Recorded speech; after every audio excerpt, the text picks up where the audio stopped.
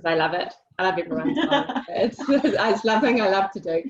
And then we'll jump in and I think, yeah, we'll just let it flow from here. So let's go. So you've got 10 years of clinical experience as a medical herbalist, and you draw on years of professional personal experience with regenerative detoxification, fruit, herbs, bone therapy, energy healing, channeling and activations, dance and sacred journey work to create you create personalized programs for people and allows them to tap into their highest potential of power, purpose and pleasure. And this really resonated for me, and I really wanted it to be brought to this channel because one of the Raising Alchemy pillars is self-care, and it's really around, you know, it's encompassing self-care, but also self-forgiveness, self-love. It encompasses our whole being from mental to physical wellness. So it's really that vitality of everything that we do. And it's interesting, and this has been a great process for me because I feel like I've been an advocate for this wellness, and I found out recently that I haven't been so in so much of my own vitality, and I probably was aware of that, but it's just become resident now to really focus on that a lot more. And I did mention that I'll probably share a little bit of my story, so we might start with that now and jump in. So as most things, it starts with the most amazing synchronicity. So I've been feeling really, just really yuck, really, for quite a bit of time, and going through a lot of my own process. And I guess in that process, the focus of my own well-being and self-care had kind of diminished, and I hadn't kept up with what was happening. And then I met up with a beautiful friend of ours, Jessica, and she was like, oh, I've just done this amazing fruitful feast fast with Corrie and it just feels amazing. And I was like, man, this is really resonating with me. Like, this is feeling really good. And the next day I fasted, and then on the Sunday I jumped on the Saturday to your Facebook group and had just scrolled through some of your videos, and I think I was messaging you with it and sent you a photo of my shopping trolley with all this fruit and stuff at the organic store. And I just started, you know, it took me probably about 3 days, I said to you, to kind of get my body back just functioning again.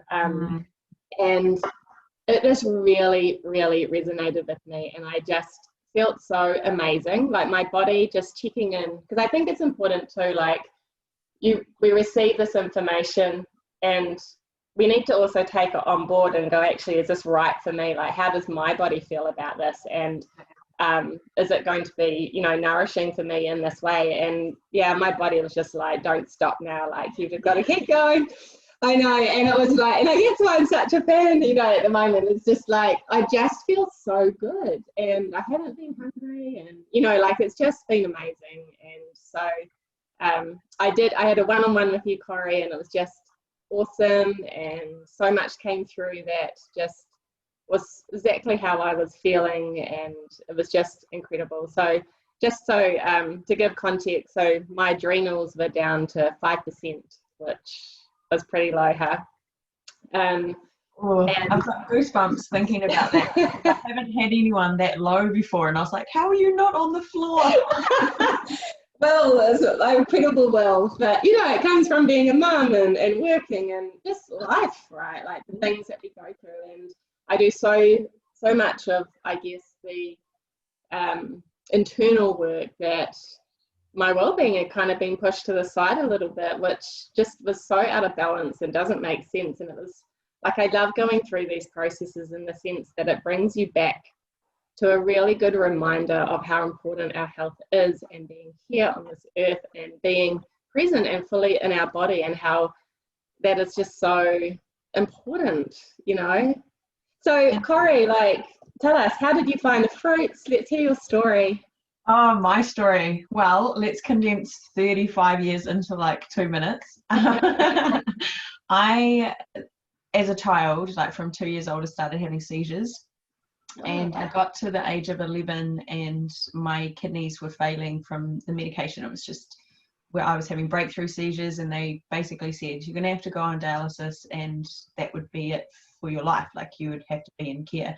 I mean, I was mentally at the top of my class. I was physically performing at the top of my dancing, but I'd have these periods of like every 6 weeks to 2 months, I'd just have a whole week of you know, so many seizures. I'd end up in hospital, and so it was just this constant. And my mum just was distraught. She's like, well, I don't want this for her. So she took me to a medical herbalist in Taupo at the time, and we did 6 months of detox. And I haven't had a full-blown seizure since, except for under like extreme circumstances, like the birth of my son, or when I, you know, stupid 18-year-old vodka and probably bottle, you know. And so what came of that is that I became a medical herbalist really early on. However, I still had so much dark trauma that I was processing. I was still, you know, smoking, drugs, you know, alcohol. Even while I was doing my herbal medicine course, I remember sitting there, we were learning about herbs, and me and my girlfriend had snuck out for a cigarette. I mean, how addiction, right? Yeah. I know. And so it got, I then went through a period of suicide, like, you know, like feeling those thoughts and things. And I thought, you know, this isn't, I don't want to be here. This isn't what I've signed up for. Being super empathic, I ended up working at a really, really corporate job, which was kind of demanded, well, kind of very demanding, and realized that, yeah, there were some thought patterns there that were really scary. And so I detoxed very heavily before my son, because I knew that it was running through the family and it was getting worse each generation, the seizures and the thought patterns, like the depression and anxiety. And so I did the best I could, I really did. But when he was born, there were days there, he went 16 days without a bowel motion. His teeth broke with no physical trauma whatsoever. And that broke me. It totally broke me. I just felt like I had, you know, for everything I'd learned, for everything I'd done, I'd been taught this particular way. And a girlfriend sent me some information. I just literally pleaded, you know, with the universe, please help me, because I could see he wasn't going to survive this without, you know, being in a serious situation. And so, yeah, she sent me this information about fruit, and here I am, you know, in my clinic teaching people about, you know, how to be not, you know, only 1 or 2 pieces a day, you know, like don't overdo that. That's, you know. And so I vividly remember like wanting to throw it back in her face and be like, back off. And I was about a week after, I was like, you know what, I'm struggling to even go to a petrol station without having, you know, an anxiety attack about it. I'm struggling to do the washing. It was, you know, I'd created the motherhood of my worst nightmare because I was so exhausted and fatigued. And yeah, so I listened to it. And then I literally dived in. I closed my clinic for a month, and it was just like I fed my body with all of the information that was coming at me. I meditated on it. I went deep into it, and I tried to find every single hole in the story around fruits, and I couldn't. And it was like my body had lit on fire. And I said to my husband, my poor husband, who's a hunter and fisherman, like through and through, and I used to duck shoot with and everything. And I said, look, if our son, who has only had like 5 things of sugar in his life, have teeth that are breaking, something is not right. And I for me as well, I'm not good. So can we experience this for 3 months on just fruit and see how it goes? And I got about 4 weeks in, and I thought, don't judge it yet, you know, don't judge it. But 4 weeks in, I was literally like, I wasn't wanting to have afternoon sleeps. My mind was coming back. I wasn't anxious. I wasn't depressed. My thoughts before that were, you're a useless mother. You're a, you know, terrible practitioner. How are you even running a business? How I wouldn't let anyone into the house. You know, like I'd hermited. And this was like, oh, we could go to the park. Hey, we could go, you know, down to the beach, and we could actually get home, and I could actually clean the car out. You know, it was that it was starting to be that freeing. And then after about a year, there were things that kept coming into my field. Like I would eat and then go, whoa, because I'd been so cleared through that 3 months of fruit, I really recognized where my body was like, no, that's an absolute no. And then it just kept going like that. So now I don't drink anymore. That was a big thing. I don't eat meat. I try some of my husband's on occasion because he just loves cooking his meat, and it's what he has shot and blessed. So there's things like that. And seafood, if I'm out to a restaurant and the vegan meal's really yuck, I'm like, nope, I'm going for seafood, you know. Balanced. I don't like to label anything. What I do adore is that the fruit literally powers up your DNA and switches this light on within. And what I've seen with the people that really step into this, they come into full leadership, because there's almost like you're shifting that lymphatic waste, but you're opening the kidneys where all the fear is stored. And you're really opening them up to release this lymphatic waste, which is 3 times the amount of our blood and is our sewage system. So if we're all backing it up each day and we're not getting rid of it, of course it's going to get worse and worse and worse and worse. And so I've just actually finished an 8-week vitality program. And the feedback from that it really did blow my mind. Like, I knew it was a lifesaver for me, but to see it, like to really see it in other people for doing a full 8-week program and recognizing, you know, blood pressure changes, their hydration was totally up, which I'd never seen.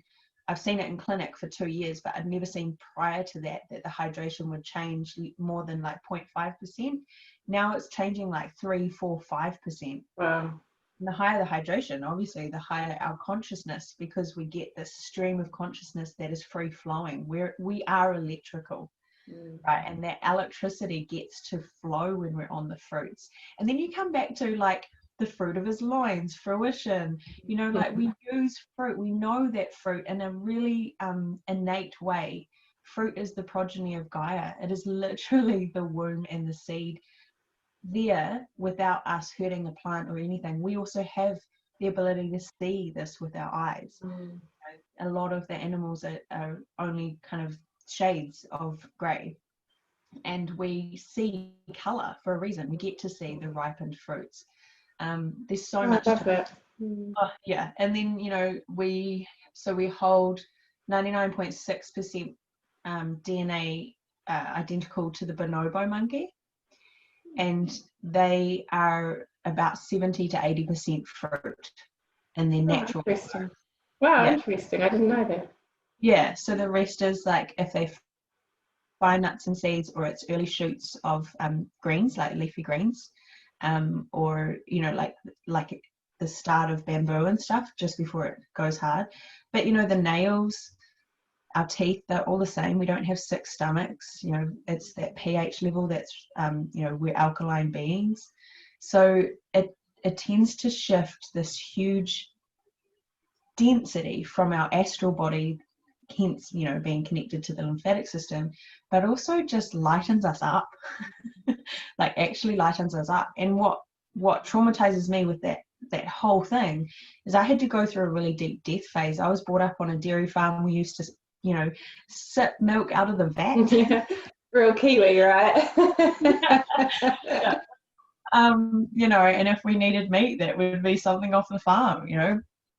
And so there was a deep level of trauma there that, you know, what I had been doing most of my life was probably, you know, not the way that works for me. And that really hurt, because I could have seen a different way that my childhood came through. So I had to clear all of that guilt and shame that I had around food, because I'd had to restrict myself so much to try and feel good that it got down to like paleo bread with some almond butter. Yeah.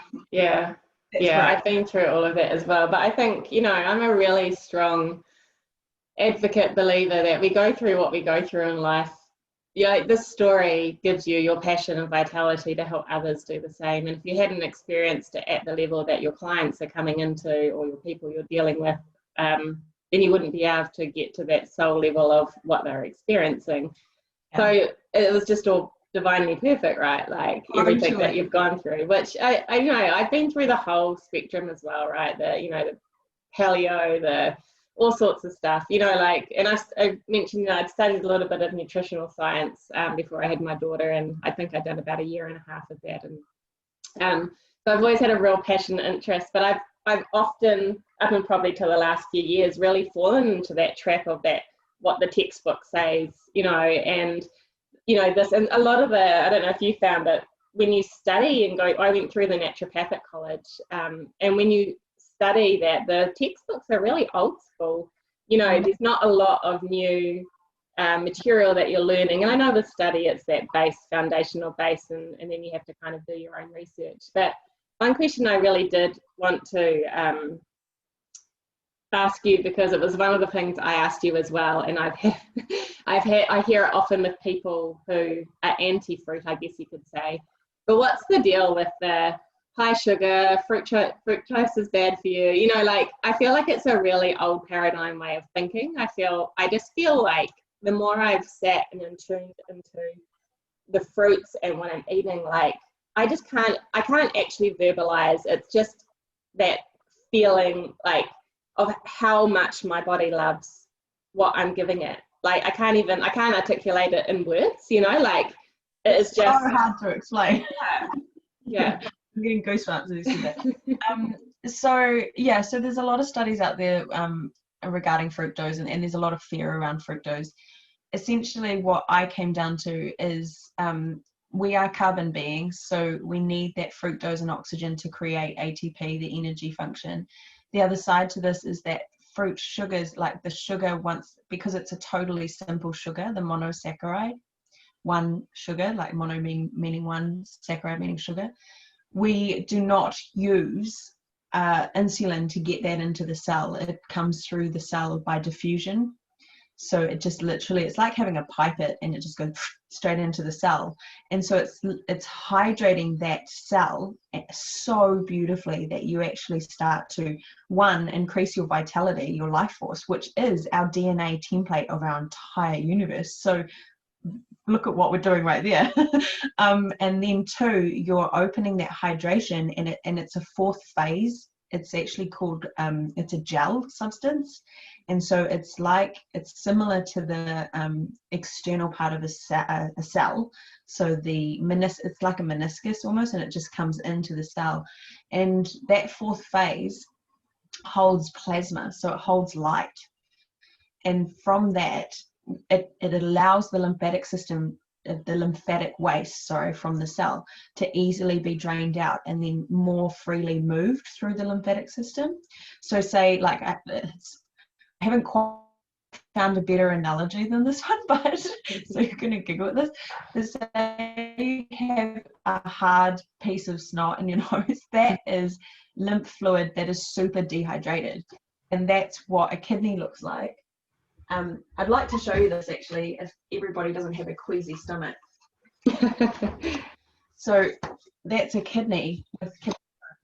Wow. So those are the stones. Wow. And that's mucus. Yeah. So that's mucus or snot, if you want to call it that, or acid that has been so dehydrated that it's calcified.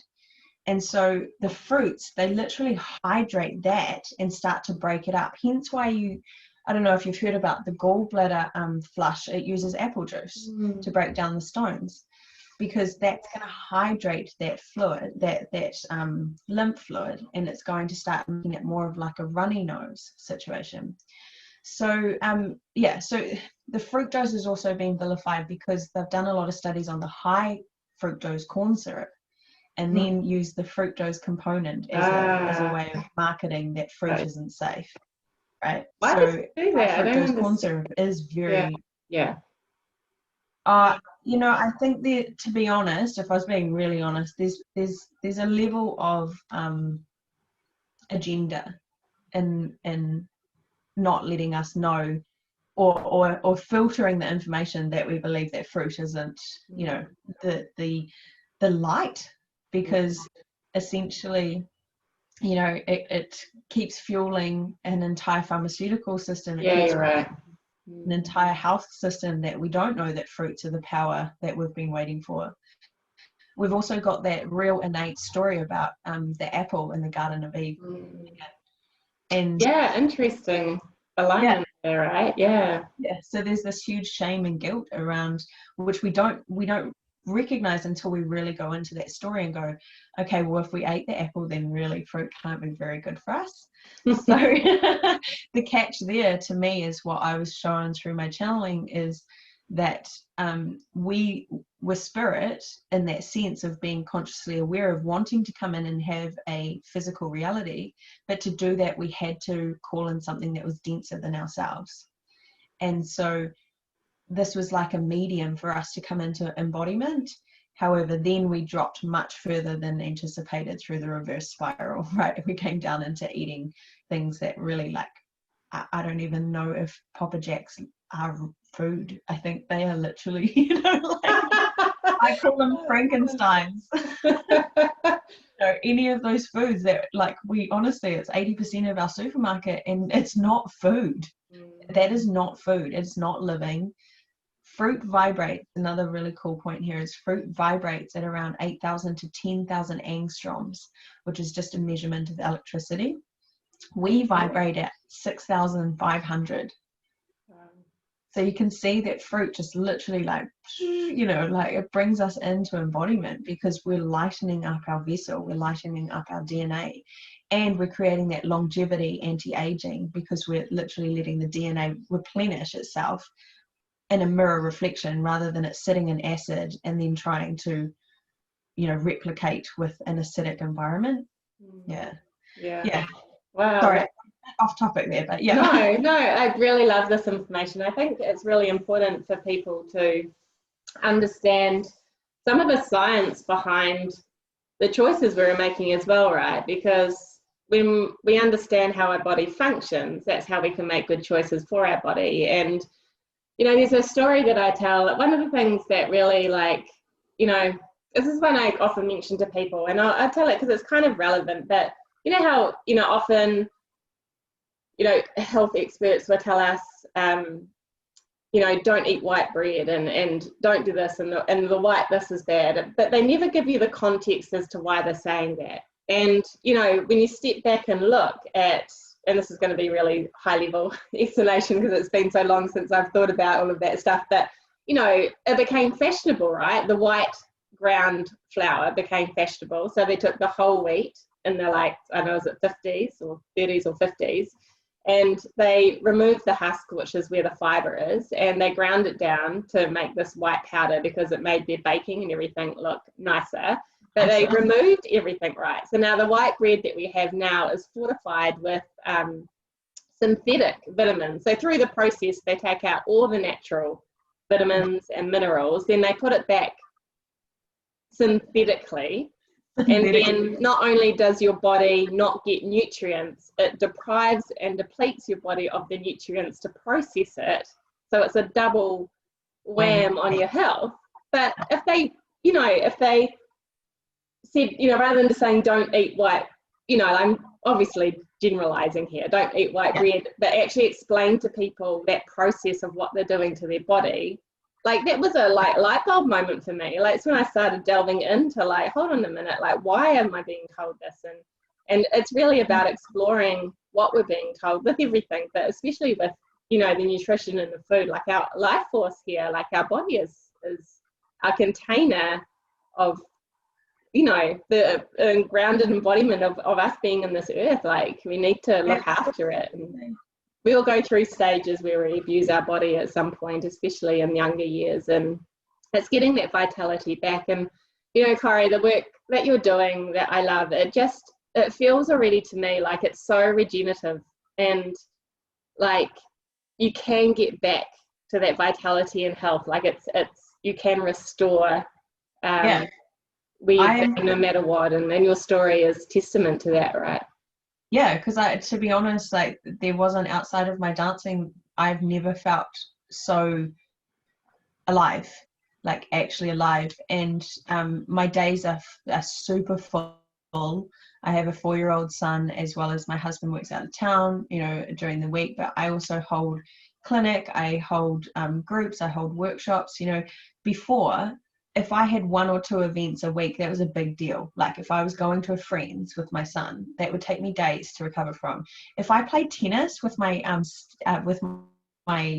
father-in-law, who's 75, it would maim me for 3 days. I would be so angry the next day because I was so lymphatically in pain, and all of this stuff had been moved, but it had nowhere to go, that I was lactic acid buildup for like 3 or 4 days, and that would be me. I'd be emotionally depressed, I'd be anxious, you know, and he's 75 and like, he's whipping my butt. You know?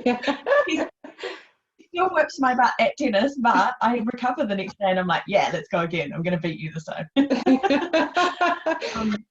But I totally hear you about that and the white bread situation, because, you know, our bodies are the greatest mineral we have is calcium, right? And calcium buffers acid. And we, you know, what we're eating as Kiwis, especially in New Zealand, like for anyone who's international, New Zealand, we are very high in protein and very high with, you know, white bread and that kind of thing. Like it's a big component to our diets. And then if you this is just a generalized, you know, but then you look at, we have some of the highest rates of bowel cancer, breast cancer, and osteoporosis. Now, osteoporosis for me is that we are intaking calcium that our bodies do not understand. And to do that, our bodies then have to buffer that with calcium. So it strips our bones, our connective tissue, our skin, in order to buffer that acid so that we stay alive in that moment. Because if our pH changes in our blood, if our pH changes by like 0.3, we're gone in minutes. So our body will use what it can to literally buffer the acid that we think, you know, the calcium and the, you know, like you said, the foods that have synthetic supplements and stuff in them, because it doesn't recognize it. It's not a natural way of us getting that food. And so I have actually become quite purist in that, unless I have somebody who is a cancer patient or is in dire straits, then I do not use supplements as a nutritional supplements that are pharmaceutical based. I will go to Whole Foods, or we will get into juicing, or we'll use herbs to up regulate their adrenals so that their body can start to repair itself. So, like I said, unless it's a time sensitive thing and we really need to like get some results quickly, but I also know that I'm going to have to detox that out from their system afterwards, because unless we get those kidneys cracked open, then we're not getting anywhere with removing all of those drugs. And you know, I'm still removing the drugs from when I was little. Still, like I'm still having, and what you do when you go through the regenerative detoxification process with fruit, what happens is you go backwards through your symptoms. So if the last thing you had was, say, an example, a urinary tract infection, and before that you had an IV rash, and then before that you had a tonsillitis, you will naturally go back through those symptoms. So I recently went back through seizure feelings. Wow. And actually smelt the smell, I felt the aura, I had all of those sensory pieces of information of me going back through when I was detoxing. I went quite heavily into the orange juice for a bit and detoxed back through that process for me. And all of this was coming out of my brain, like I could feel all of this lymph fluid just coming through. And, my last one was a goiter. I had a very large neck from childhood, and that is processing. Wow. So I know that that's coming through now. So it's like I've been moving back through the last symptoms like this. So I'm 2 years into this now at about 60 to 70% fruit. And I know when I don't have that the next day that I'm going to have a less productive or less vitality within that. So yeah, wow, that story is amazing. And I love how you're talking about going back through that process and it coming back up to resolve through it. Do you find when you go through that, because of your awareness, so it's coming back up? I think that's probably a really important thing to mention, what you've just said, so that people are aware of that, of whatever way they choose to, start putting their health back online, is Do you find that you feel or the emotion with what you're experiencing, and it's just working through that? Yeah. So this is the biggest thing that came out of Vitality, the 8-week program we've just closed, is that, and I knew this because I've been doing it for the last 2 years, as we go through clearing the lymphatic system, our cells have been holding on to the emotional, physical, spiritual, mental trauma our entire lives, wherever that came into it. It's in our body. Like, I think we've forgotten that we might be the thoughts, but we are actually, it's physically in our body. So as we tap into the fruits of Gaia's gifts, we actually start to lift and start to really see with a lot more ease the emotional components that have gone with the foods we have eaten in the past, or as we actually clear a particular space in our body, we actually find that emotion has to come up and be dealt with. And it's amazing, like, one of the biggest takeaways I got from this particular course was, as we did a 3-day fruit juice, and it was, the fruit juice itself was a really big shift. Like, we all were like, yay, this is amazing. Oh my gosh, I'm finding it hard. Okay, we'll support you. But when we got onto the other side, I was like, cool, we did that, tick, you know, like that was for me, tick. But it was the next 3 to 4 days that everybody went through a massive shift. And it's that void that has been created within the body, and this clearance and the space within the cells, that we naturally go, okay, now how do I feel that? How do I feel that void? I've got to do something. I've got to, like, push it down. I've got to, you know, suppress it somehow. I can't have those emotions coming up because I'm on the other side of the fruit juice. But it was actually the void that was, allow that space to just be. That means that you have to look after your inner child so tightly that you just need to have a bath and cry it out for the next three days. That's what your body needs. And after that, you recognize this massive shift in the way that you keep showing up for yourself and your family and the world, if that's, you know, in your alignment. I know some people are light beings that sit in their space, and that's how they impact the world. So there was this massive rainbow bridge, I want to call it, because it, like, literally launched each of us into a new way of being. Yeah, but it's very much about honoring that void that's opened, that space that's been opened in the body, and not trying to place something else in there. Yeah, that's an amazing point. I'm so glad you brought that up, because often we do try, and as we make room in our body, and, you know, within the spiritual work that we do, we often do try and fill what that clearance, instead of just being and allowing and just sitting in, as you say, that void or that space. Like, I don't think, again, generalization, many of us are very practiced, I don't can't really think of the word, or really good at just, we talk about just being when we you know, like, because we're doing this work, but, or just, you know, on our path, but it's really just that whole allowing of being still almost as well, right? Like, that stillness of not needing to replace that, what we've removed with, you know, unless it's love and light, you know, but it's that being, that stillness that needs to come into that as well. Corrie, what about the past life trauma coming through with some of this? Have you had any experience with that? Oh my gosh. So it just keeps vortexing. So as we open up the tissue, like, you know, this softer tissue, that's us processing this lifetime. What I notice is that if you go deep enough, you start opening up the bones, right?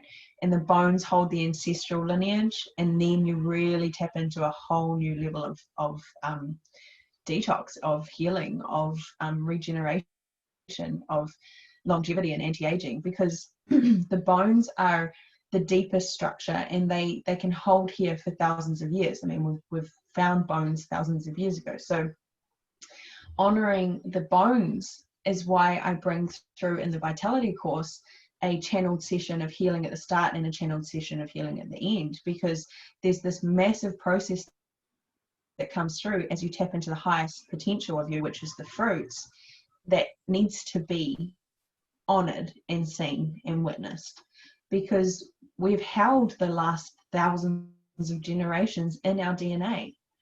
And so for me, it's all about the bones here. The bones hold the memories, the bones hold the records, the bones hold the stories. And we very much, as especially in the feminine, you know, the Mary Magdalene lineage and things, she held that heaviness that was placed into her realm in her bones. So we kind of suppressed our information of what we used to do for the collective, you know, all of the sacred women's work and, you know, the creative power and everything. That became so feared because of persecution that we suppressed this into our bones. And so the women that going, well, even the men that came through Vitality, we all recognized a level of processing that real deep masculine and feminine trauma against each other and also ourselves. And my little thing is ourselves being ourselves. All right, when we're talking about ourselves, we're talking about ourselves. You know, they came together united in love. They didn't just go, oh, let's, you know, discombobulate and come in together with this person we don't really, you know. This is a uniting of divine love in our body temple. And so, yeah, that's a really big and key component. And that's why I do a lot of the channeling work, because it shifts thousands of years of trauma. And often the person who's doing this work in the family is that chosen shaman for that family, you know, and that is so hard.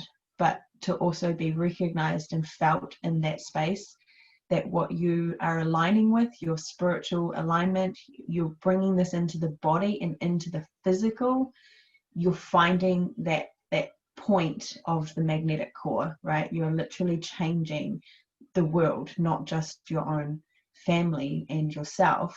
You're the core of that magnetic center. And that's why I named my business Nature's Script, is because as we come back to nature, that's the script, is to really own and honor our nature. We are nature, we are of nature. We, you know, return to our nature and unify ourselves within that space, whether that's in, I tend to call past lives parallel lives, because time is simultaneous, right? We're feeling everything within the fractal of everything.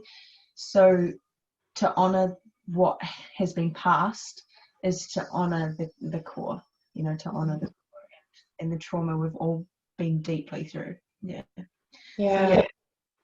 Thank you for that. What was that? Sorry.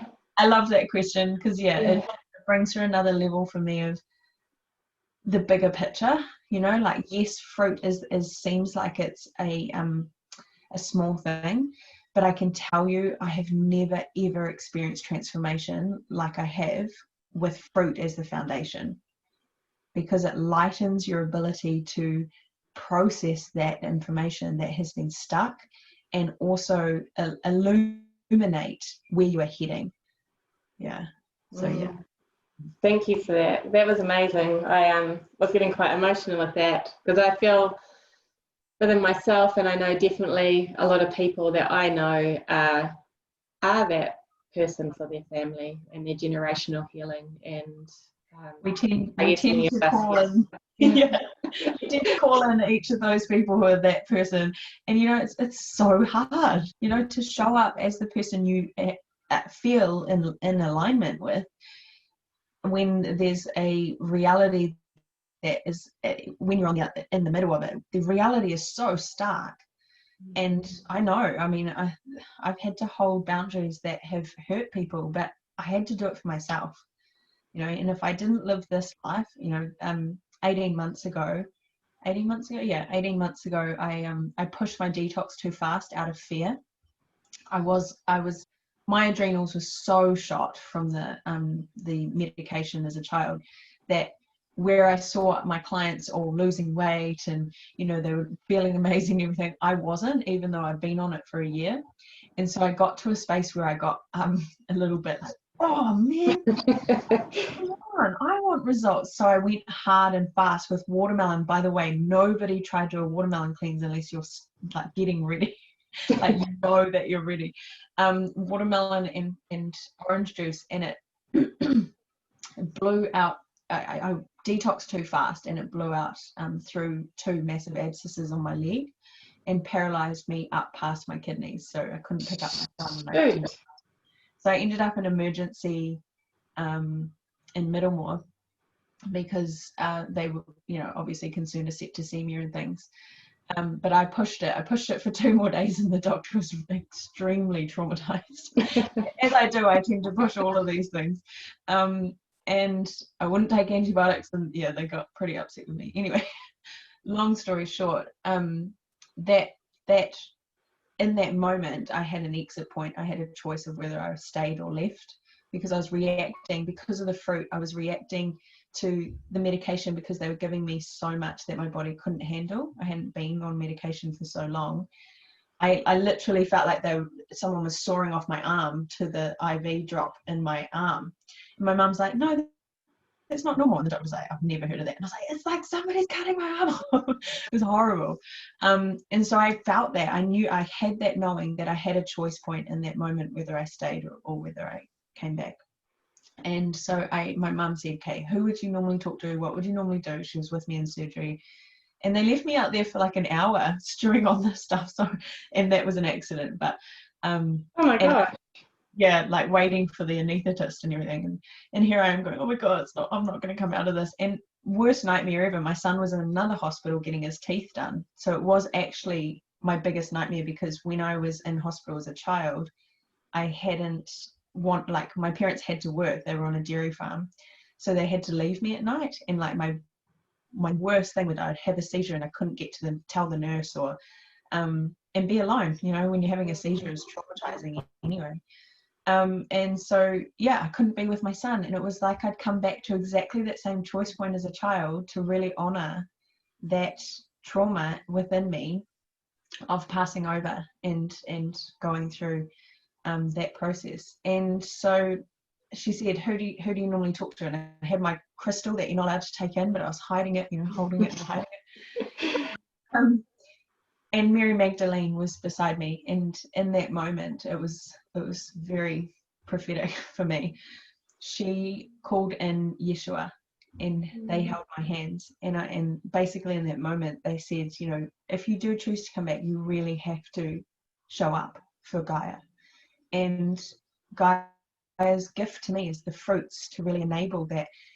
If we all go on 50% fruit, even if it was just till lunchtime, we wouldn't be using the plastic, we wouldn't be using all the water, we wouldn't be using all the transport, we would be able to line the motorways with fruits. If every child had a fruit tree and they were allowed to eat 20 mandarins, you know, imagine the vitality, imagine the shift in the mental realm, because we wouldn't have this constant grip on life that we, you know, aren't good enough, that, you know, we don't deserve it, that we're not worthy. All of these things, to me, they come down to the density. And as we lighten up our bodies, we lighten up our minds, we lighten up our spirit, we get that surrender to be fully supported in life itself, and really know who we are at our core, at our being, and unify that being. Yeah. Oh, I love that so much. I have a couple more questions. Yeah. And if anyone's on the live that has questions, feel free to post a question. I can answer them either now or after the live as well. You can post questions. This is super interesting. So I have a question. I'll just ask them one at a time. So what about collagen? So we're often hearing about bone broth, and is that a question? Oh, yeah. This is confronting, because I am not a fan of collagen. Now, my reasoning is that sulfur-based products, sulfur is super sticky in the body. And if you see in iridology, the sulfur looks like an orange, like if you look in your iris and you've got like an orange color overlaying over your normal iris color, that is more likely sulfur than it is anything else. And sulfur comes from supplements, collagen, especially collagen supplements, medications, all medications except for, I think it's mucogenics, because that literally brings stuff up, whereas all the others suppress and make things sticky. And things like garlic, broccoli, and onion. Oh, really? Garlic. Oh, I love garlic. I know, I love garlic too. Mm. And I'm not saying, go off those. I am all about, creating what is needed in that moment, and totally coming back into permission of pleasure. Like when you do decide, like yesterday I had such a super emotional day, and in the Mayan calendar it was about unconditional love.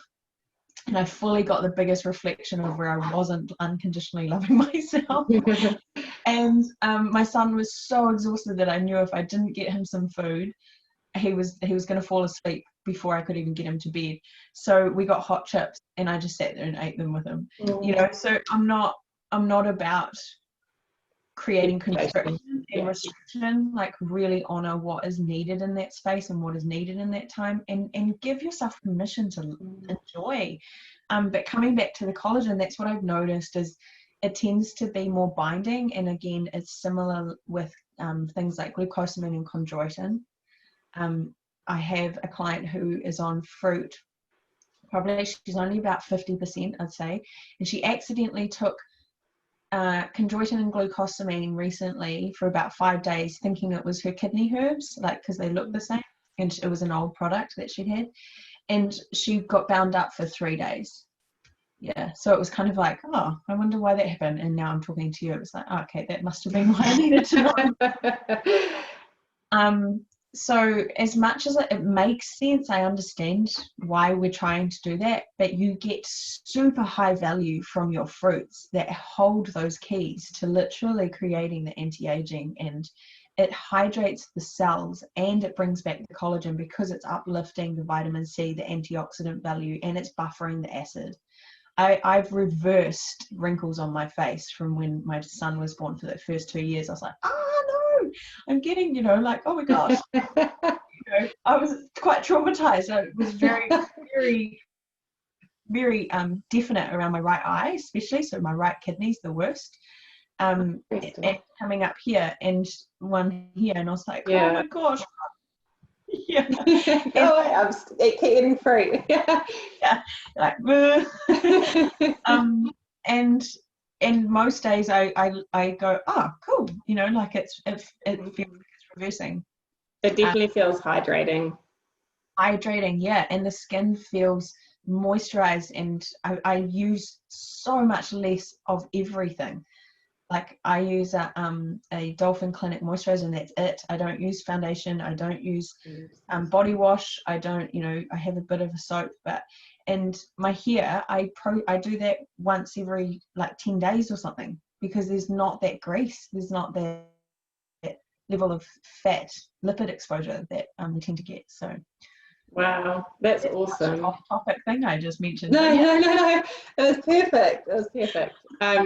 Yeah, I love that. That's really, really interesting. It is interesting around the broccoli, because my daughter's loved broccoli since we did baby-led weaning, so she's never had mushed food. She's always had raw food and food right from the start. And broccoli, she's just eaten. She's gone off it a little bit recently, but it's just good to think about those things, right? Because you think you're doing, I know there's no wrong or right. I don't really like to think wrong or right, but you think, oh, it's a green vegetable, she loves it, that's great.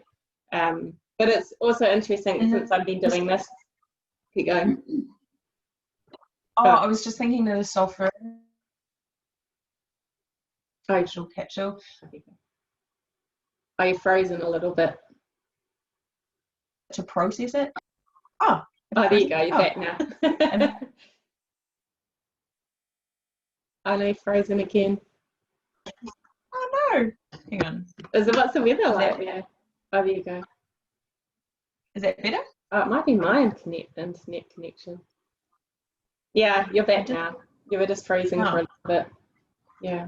Maybe it doesn't want me to talk about broccoli. That's what I was thinking. So yeah, my son loves broccoli. He holds a whole thing around the supermarket. That's his treat. He's like, oh, broccoli. And there's so much in it that is good.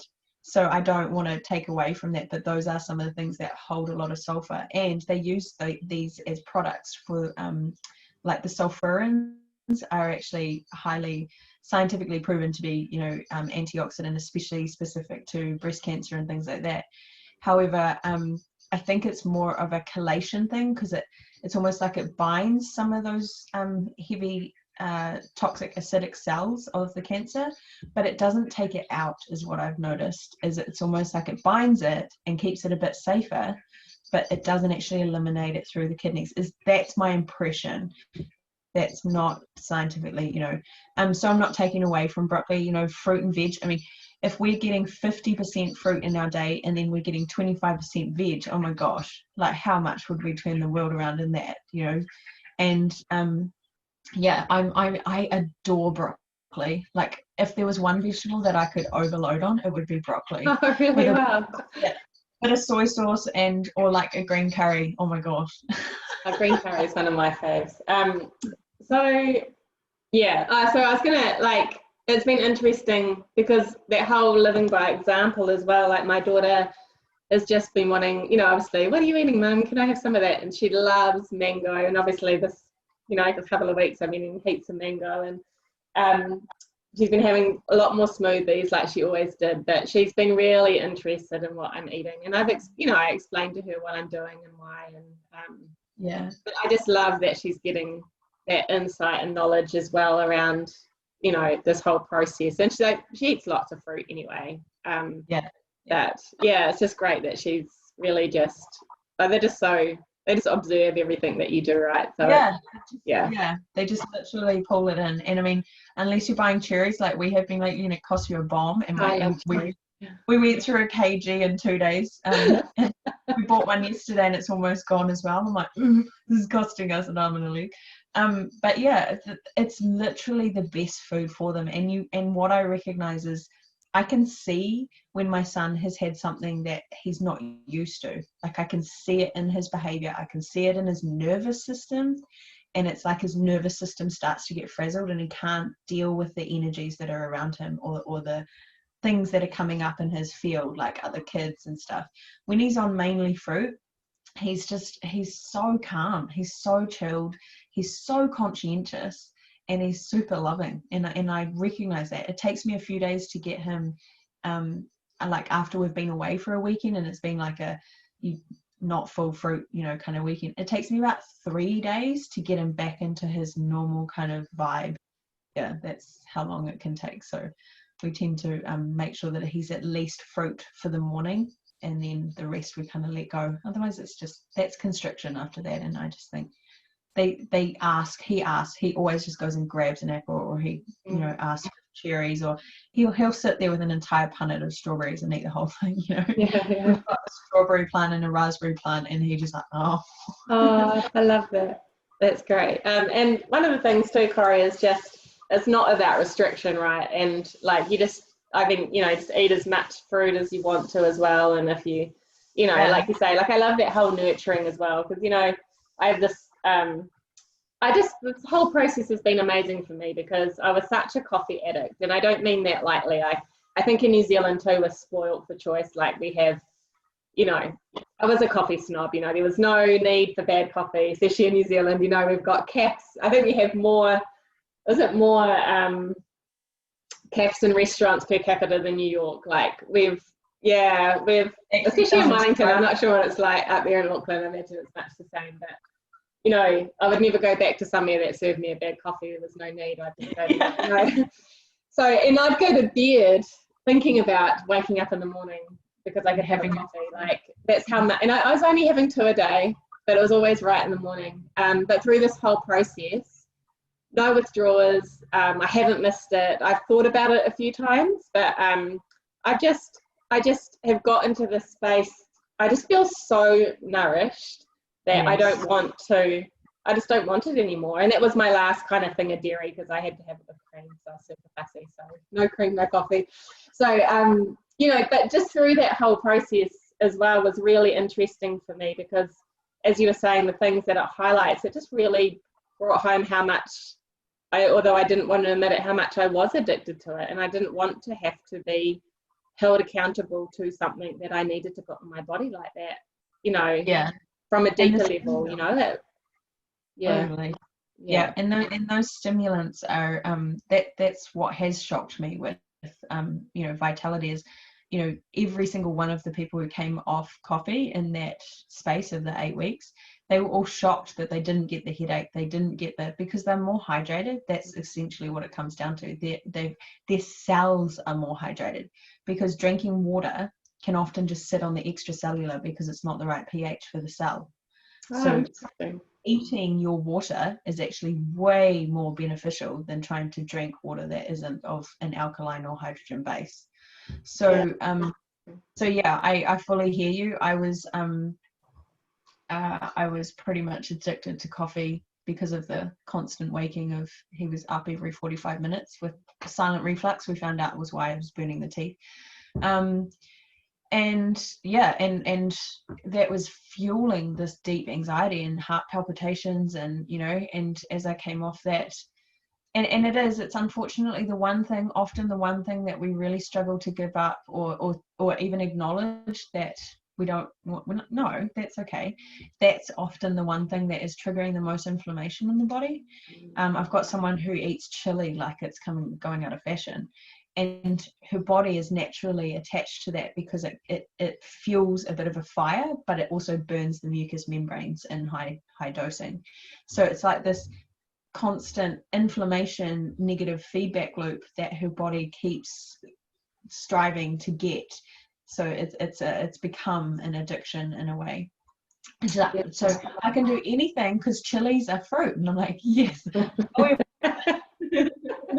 Chilies in moderation. We wouldn't naturally go and pick a chili and be like, oh, you know. So yeah, I hear you, and full kudos to you. That's awesome to hear, Natasha. That's so cool.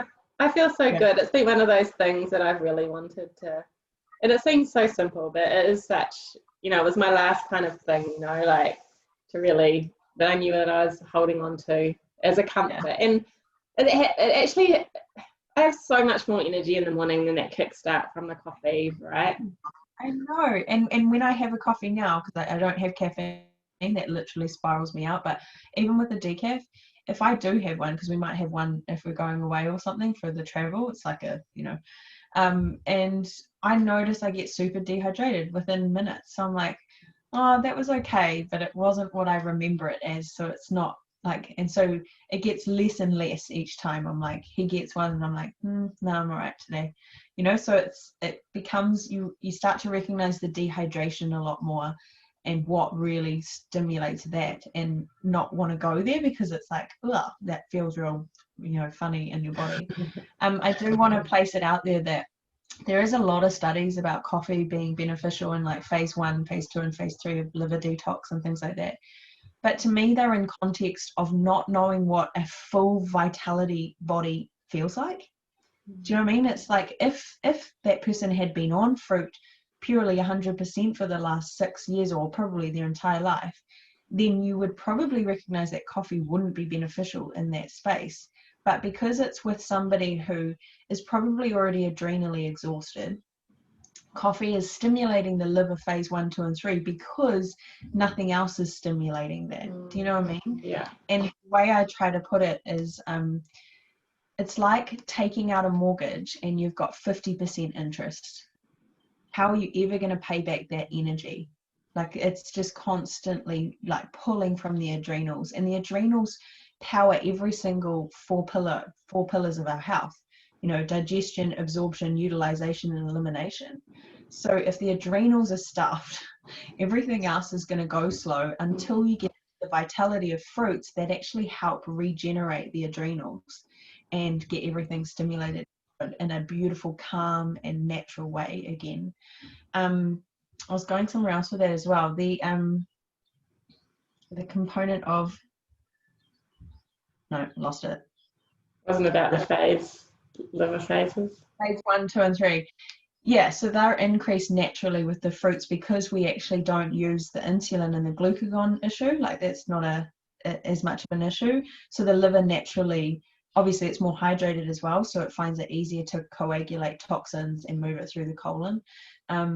And then, yeah, the fruits, obviously with the fiber, they upregulate our short chain fatty acids, the butyrate, which then increases our serotonin, our melatonin and connects us to our DMT, which then connects us to our highest consciousness, right? And stimulates our Christed body. So we align into this way bigger potential of who we are and who we've forgotten we were. Like, it's a re-remembering. And that's what fruits do, because they are that electrical wiring for us. And the adrenals, oh, that's what I was going to say. If the adrenals are really exhausted, what can happen is the fruits will expose their weakness, right? So people go, oh yeah, I was good for the first 2 weeks and then I crashed. Yeah. And they're like, and it's because of the fruits and it's because I need protein. Well, protein is a like a big piece of information for the body, and it has to be chopped into little amino acids. That's what our body uses for building blocks. We have all those amino acids in the fruit, and they're at the most basic form. So then our body gets to go, oh, cool, I'll use this and create it into protein, right? So we don't need a lot of the protein that we've been taught that we need. From that point of view, our adrenals will actually go, this is awesome, this is awesome, this is awesome. Oh, I can have a break. Oh my gosh, I am exhausted from the last 35 years. Give me a break. And so you'll find you'll tap into a healing crisis where the adrenals are like, I just seriously want to chill. And you have to honor your body in that. And so this is where I suggest to some of my clients, make sure you've got a window where you go a little bit deeper into the fruit where you can actually have a rest. Yeah, because your adrenals will not put you into a healing crisis until they're feeling electrically wired enough to support you through that, right? You've got enough life force or vitality to actually move through that healing. Yeah, that's kind of where I'm at. Yeah, which is great, come up. And you just have to allow, like, for me, the hardest thing is really just being really so strong on myself to stop.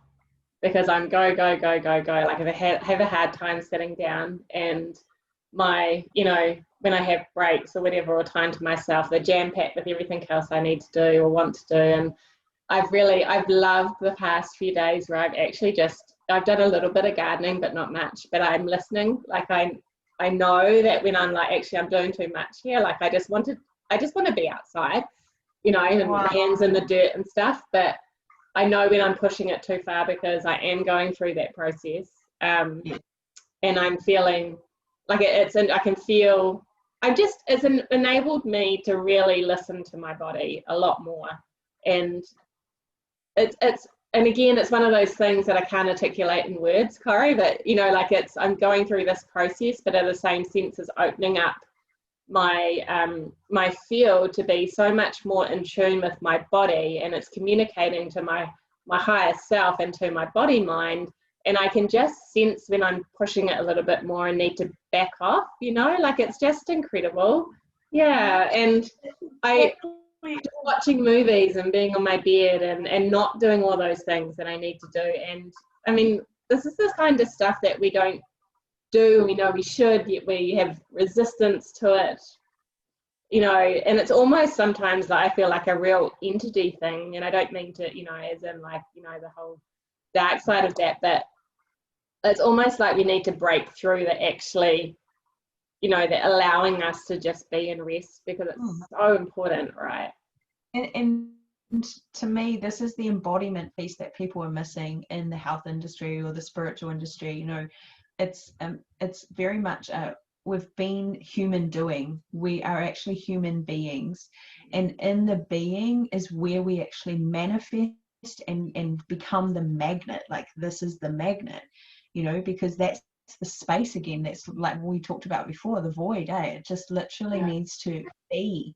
And as we do that, everything we desire, everything we've placed into a vision, it becomes part of our space, because we've created that space for it. The other thing I just want to and I love how you explained that, it's like the fruit creates a clearer vision of what is coming into your field that doesn't work for you anymore.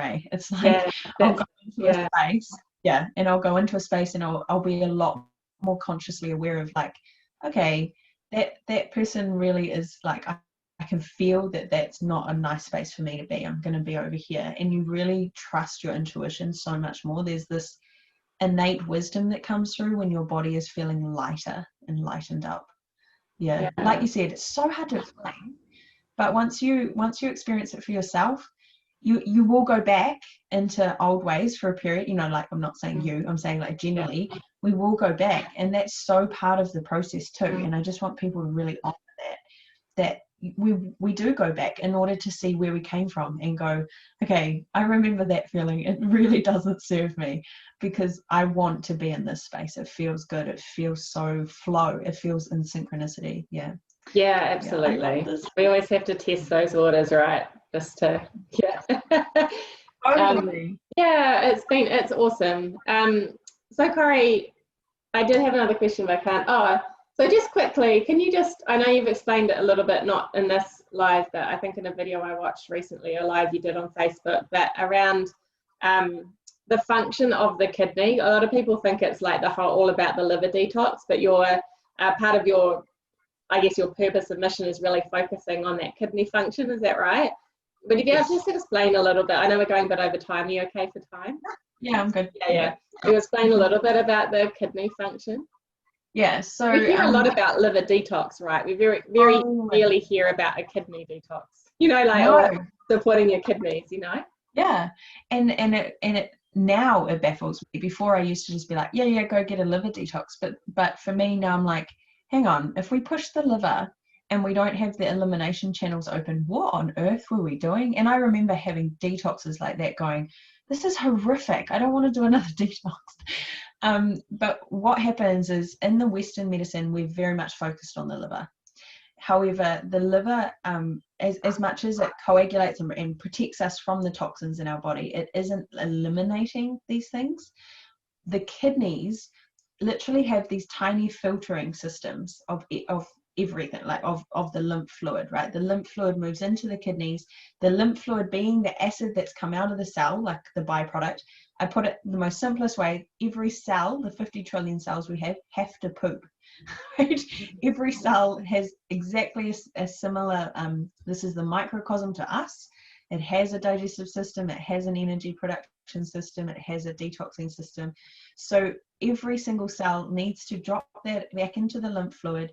The lymph fluid then needs to move through the kidneys and be filtered out of the kidneys, okay?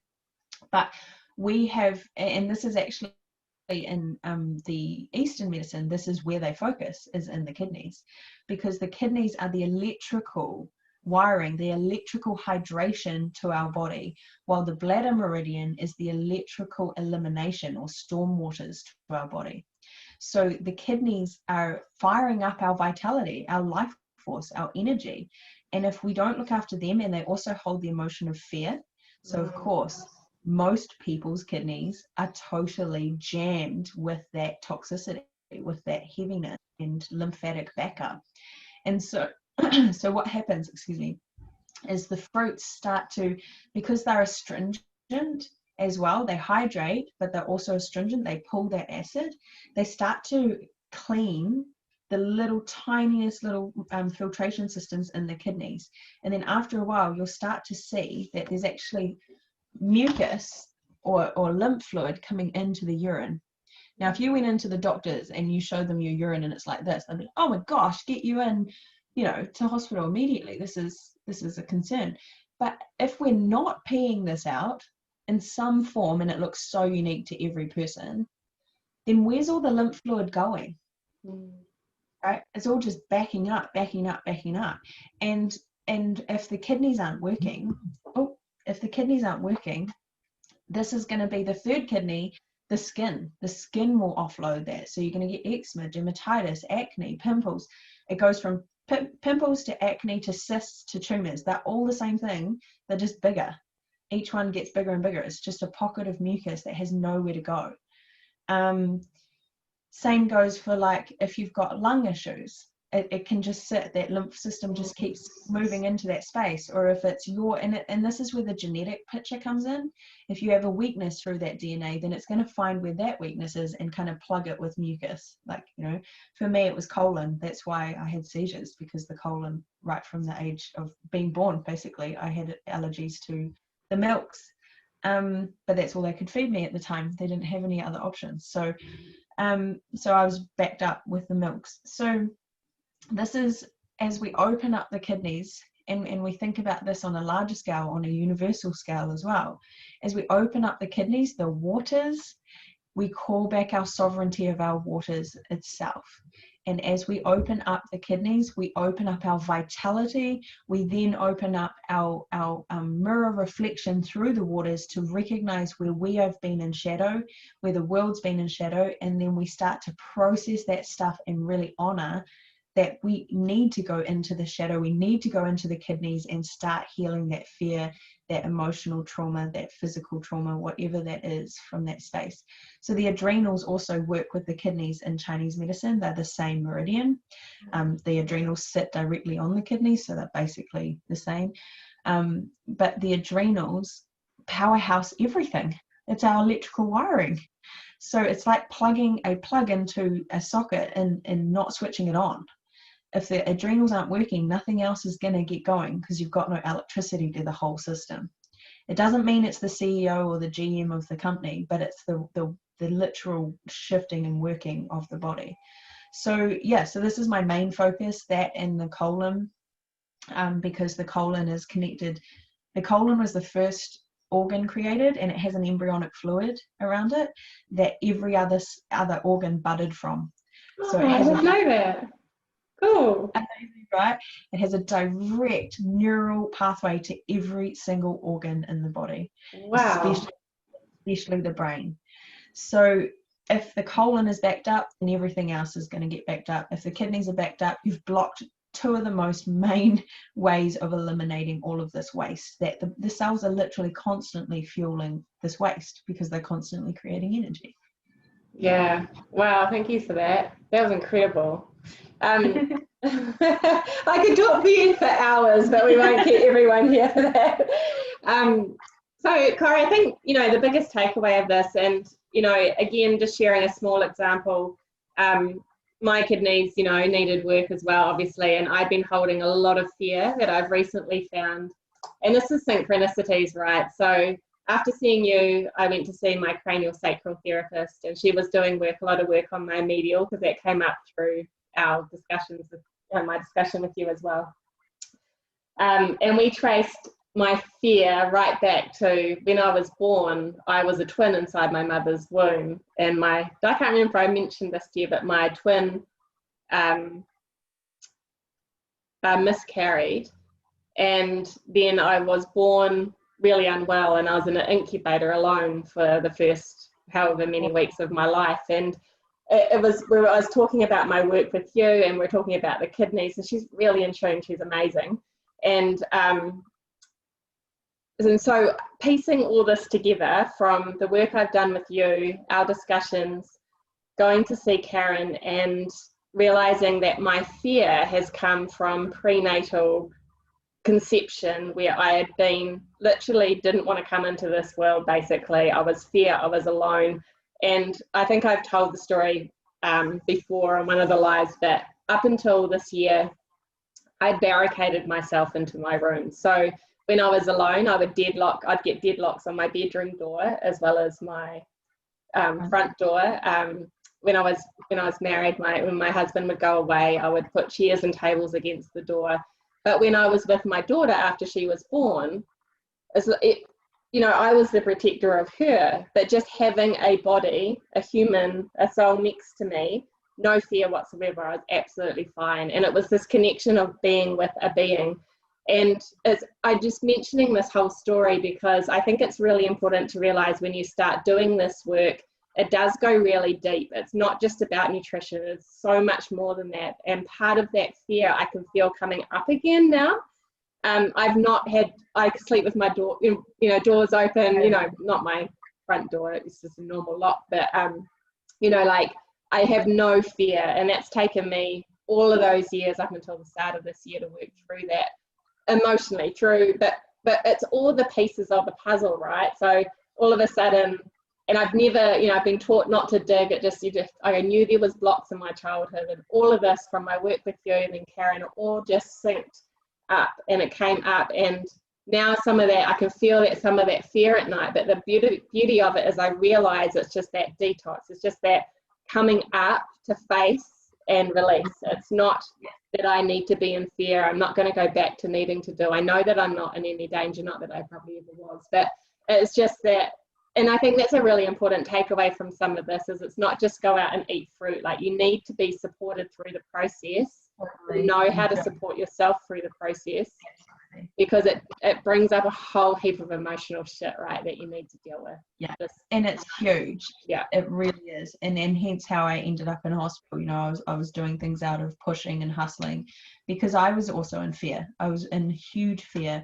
My thing was, because they thought I was stillborn, and so my mum went away and my dad goes, all right, let's go have pizza. So the family joke was, mum had pizza and Corrie started kicking. So hence why when I was younger, I would just hoard food into my mouth. But it was because I was so malnourished. I was literally looking for foods, because we didn't eat fruit. We, you know, like 1 or 2 a day was kind of, you know, max. And but I was so toxic.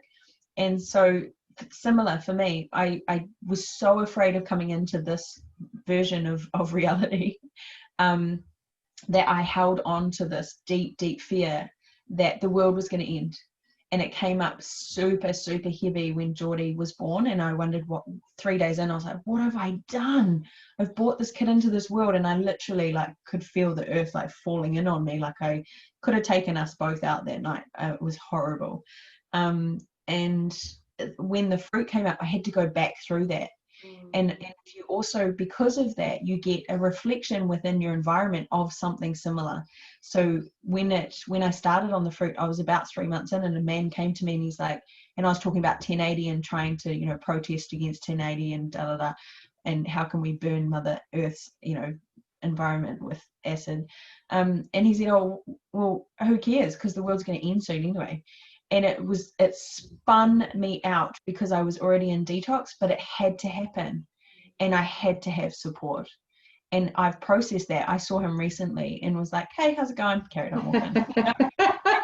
I love that. Yeah. That was huge. I didn't walk out my front gate for like 12 months because I was so afraid of seeing him, because it had confronted me to be out of that process. So I love that you spoke into that, because there's a lot of people out there who go and they like hear my information or that information in the collective, because this is our collective wisdom, and they're like, cool, I'm just going to go on fruit. You really do need the support. Like, it sounds so bizarre that you would need support with fruit, but it is so powerful, because you're getting to the core of the essence of what has been held in that lot. Yeah. And drugs don't do that. They just literally, you know, top you up and go, right, we've got rid of that symptom, we're going to blow you out everywhere else, but it's never going to repair. It's just going to keep putting a cap on that, you know. And the same with nutritional supplements. I feel kind of similar in that we can't just keep taking magnesium every day and thinking that we're going to be better in 5 months, because you're going to have to keep taking it until you get to the core of why at the base you are not absorbing your magnesium. Exactly. Or utilizing it properly. And so, yeah, so it's a very deep process. And, you know, when people are having reactions to fructose, that's to me not a reaction to fructose. That is that your body is so lymphatically backed up that when you have fructose, when you have, like, say some people have issues with strawberries, it is so powerful. Strawberries are part of the acidic ones. They're one of the most detoxifying. It literally goes, okay, I'm going to blow open the lymphatic system, but you're going to have a blowback because you haven't opened the kidneys. If the kidneys were open, they would open that lymphatic waste and it would come out the kidneys. But most people, they're reacting to fructose because their body is so backed up already with other stuff. The fruit comes in, it ferments what's there because it can't get through the system properly. And then you're like, oh, I'm in pain for 2 weeks. No, your body is trying to move all the other obstructions that are stuck there, and the fruit is fermenting it. And then you're having a reaction to the fructose. You're not having a reaction to the fructose. You're having a reaction to the last 35 years of the shit that you put in there. I love the fruit's trying to pull it out. It's trying to, So I notice a lot of people have heard this wisdom, and then they just go do fruit and they're like, oh, it doesn't feel good. Well, you need support. This is the process. It's not going to happen overnight. The vitality seems to, I reckon, but the actual healing process, the regenerative detox, is going to be a process, and you need support with that. Absolutely. And I love what you're saying, because we're told often, all the time, we hear that, you know, this is depleted and that is depleted, and we need the supplement, and our body can't produce that anymore. And I am a really strong believer, especially now, that getting more and more coming into that, of actually realizing that our body is such a temple. It can produce anything that it needs to produce, right? We just need to allow it and support it and work with it to learn. Like, it needs to learn from the fruits, to learn how the fruit is providing the nutrient, and then be able to make that nutrient itself to be able to function, right? So our bodies come in fully knowing how to heal. You know, it's just us in our way. Like, we are literally the biggest obstacle. Exactly. Corrie, honestly, I could talk for hours, but we've gone about an hour and a half now, so we probably should wrap it up. But thank you so much. This has just been the most amazing discussion, and I just know it's going to be really insightful for so many people just to explore. Before we wrap up, do you want to talk a little bit how I'll post your social media links in the live once I edit it a little bit later today. And do you have you want to talk about any of your offerings coming up, or you've got activations or anything, just your time just to say, hey, I'm doing this kind of stuff, and people can contact you? Yes, I would love to. So on the 14th of December, I have a container with a beautiful friend, Laura Lee, and it's, in a sense, it's all about really coming into the core of yourself and giving yourself permission to play in the experience, right? And to really open the doors to your soul, feeling safe within this moment, so that you can really tap into the fruits, you can tap into the breathwork, you can tap into the dance, you know, to really activate your being and being, you know, like honoring that space.